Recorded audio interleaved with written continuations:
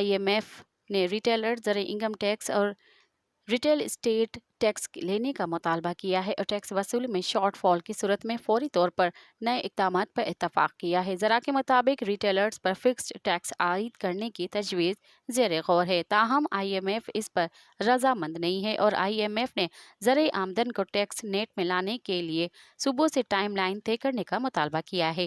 IMF mission کو tax policy اور tax collection علیحدہ کرنے کا پلان پر بریفنگ دی گئی، جس میں IMF نے رواں مالی سال کا ٹیکس ہدف ہر صورت استعمال کرنے کا مطالبہ کیا۔ FBR ذرا نے بتایا کہ IMF نے مطالبہ کیا ہے کہ جن شعبوں سے ٹیکس وصولی کم ہے وہاں سے پورا ٹیکس لیا جائے۔ مزید خبرن ऐं तफ़सीलात लाइ विज़िट कयो असांजी वेबसाइट www.awamiNewsHD.com ऐं ॾिसंदा रहो अवामी न्यूज़ HD।